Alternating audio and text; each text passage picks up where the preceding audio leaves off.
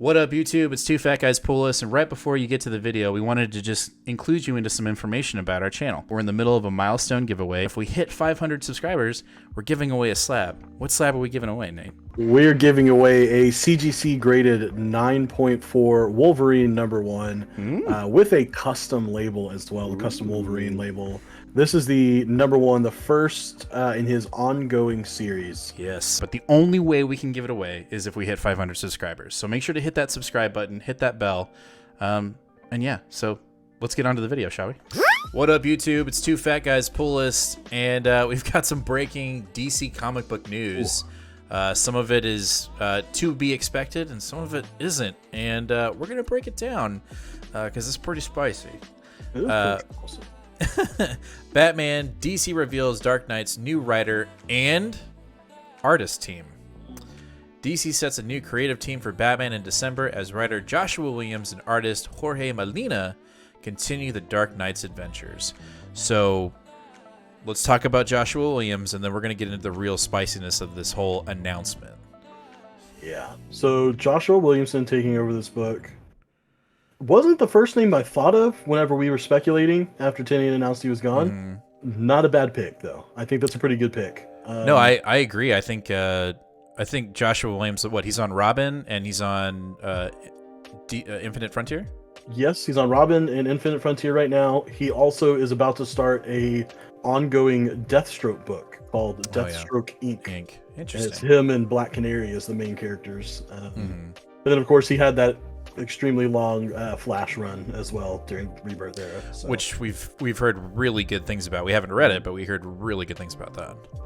Yeah, so I mean, I think it makes sense. It definitely seems like DC has big plans for Williamson. Like they are almost trying to put him in to fill Tynion's shoes a little bit. You know, possibly.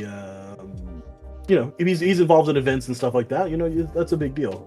Right. I also I'm a little excited now hearing his name about the possibility of him writing both the Batman book and the Robin book and what kind of interplay that he can do between those two things.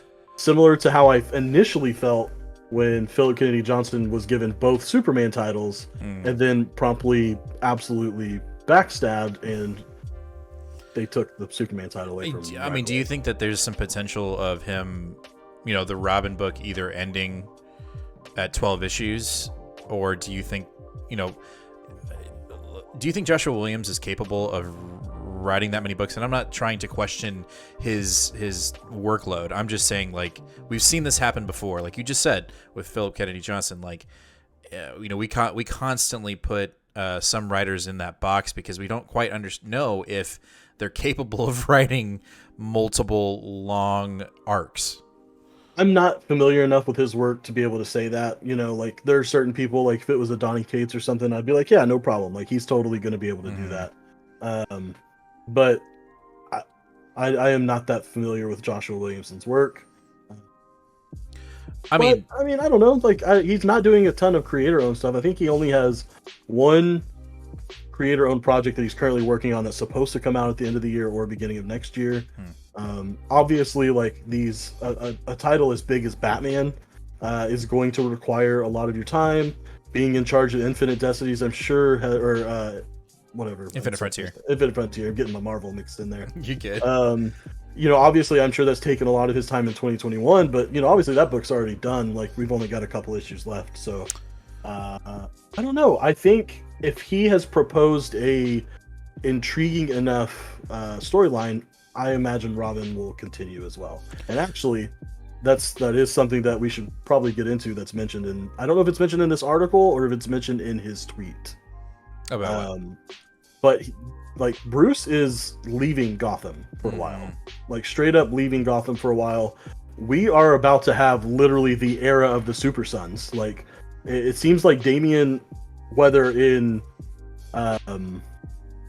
you know, I don't know if Damian's going to be taking the Batman mantle, but it seems like Bruce might be leaving for a while and putting him in charge of Gotham in the exact same way that Clark is about to leave for Warworld and leaving John sort of in charge to watch Earth. So do you think that starting at 118, Damian's going to be Batman? Like, do you think that's the next setup? No. No. Okay.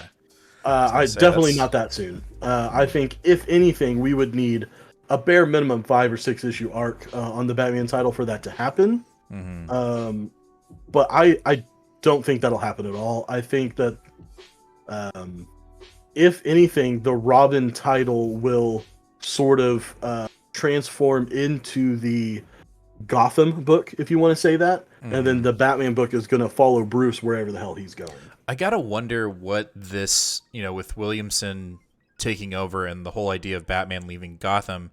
I really wonder where Detective Comics is going to go. I know we're kind of going off on a tangent here, but like, where are we going with that book as well? Because it seems like we're we're tied. Like, current run, he's in Gotham, Batman's in Gotham. Current run with Tynion, he's in Gotham. So, do we continue that? Like, I would assume they're going to be interlocked in that way, but it's very interesting to see where Tamaki will go with Williamson in charge of Batman. Yeah, I am sure that this is, I don't, editors is something that I don't keep up with often. I don't know if Batman and Detective have the same editor or not, but there's no way that there's not some type of executive watching over both of these books at the same time, making sure that you don't have any like really odd continuity issues. Right. I highly doubt that we get a book where Bruce is in Gotham and Detective and then Bruce is elsewhere in Batman. In Batman, yeah. Especially whenever they constantly are crossing over the titles like we're about to do in Fierce State. Right. I again, when you told me about this, when I heard about, like, you were like, this is who he is, this is what he's writing, I was like, cool. And then the next question I asked you was, is Jimenez still in the art? Yeah. And he's not. It's Jorge Molina, which, again, I am super disappointed. Jimenez was like, yo, I'm on the book after 117. Don't worry about it. And I'm sure that was some kind of PR thing. But then you brought up a really good point, which, who knows, this might actually be the case. What if Jorge Molina is actually just doing the first arc, and then Jimenez continues on after, however the 4 or 5 issue arc in the new Batman with Williamson? I've got my fingers crossed, because I hope that's the case. For sure. And we don't know exactly how abrupt this was for DC. Like, I don't know, like, who knows when Tynion actually told them. And so if, honestly, this Joshua Williamson arc, not to knock him at all, but like, this might be a little bit of a rushed arc, and they were just, and like Jimenez was like, I can't do that. Like, I'm literally trying to wrap up Fierce State here. Yeah. And so they just got Jorge Molina and said, hey, we need you to do this arc with Williamson and, knock it out of the park and let's see what you do. But like, yeah, it does seem really, it doesn't make any sense that Jimenez would put on his own personal Twitter that he was still doing Batman if that wasn't true. Right. I don't think that, again, not a knock against the guy, but I don't think he has that much weight in his Twitter game that like people would be like, well, wait, what the hell? Like, okay, he says on his Twitter, so I won't get mad. Like, I just don't think that's what it is. I think, I don't know, maybe he, we'll need to go back and look at the tweet too. Maybe he says something silly like, I'll still be drawing Batman. And so maybe he gets put on Detective Comics because they still need a regular artist. Or maybe he gets put on a different book that we just don't know about because, DC has to put out 30 Batman titles at once. Yeah, that's the other thing. Like, I saw Pop Culture, I saw Robbie talk about this, how like there are too many goddamn Batman books out there, and we're only reading 4, I think. In perspective, like, I'm reading Harley Quinn, Robin, Detective, Batman, and Nightwing, so 5. Well, no, I don't even mean Bat Family. I mean literally Bruce Wayne books. Well, yeah. Like, you're talking, like, you've got Detective, we've got Batman, we have Batman Urban Legends, you have Batman Global that's fixing to start, you have Batman Reptilian or whatever, that's the Black Label, and then there's the one that you're reading he's in England. Oh yeah, Batman the Detective Batman or something like that, and then also Batman '89. Like, yep, that's about to start. So I mean, look, that's just 7 Bruce Wayne titles. Jesus, I'm not even talking about Bat Family. So. That's insane. I mean, I get it. Like, he's the mainstay of the comic, but anyway, I don't know, man. Like, I am interested. It has been said that 118 and I believe 119 are key issues. We're going to get a first cover appearance. So, I think we're both in the same boat that we're going to pick up at least the first arc and see where it goes. I'm sure we will not be disappointed. That doesn't mean we can't be frustrated at the fact that Onion still isn't on the book, and now our boy Jimenez is at least not on the first arc. We're speculating at that point, but I do really hope he's still on the Batman book because his artwork is absolutely fantastic. Yeah, it's been the main driving force of this book. I mean, Tynion's writing is amazing, but just the art has just been so captivating, and it's going to be sorely missed. But and I'm not trying to knock Jorge Molina. Like, I looked up his artwork when this was announced, and I was like, okay, like there's some definite. And, again, we're new at this, right? So that statement might sound absolutely ridiculous to anybody that's watching this video right now. That's like, bro, like, of course his artwork is great.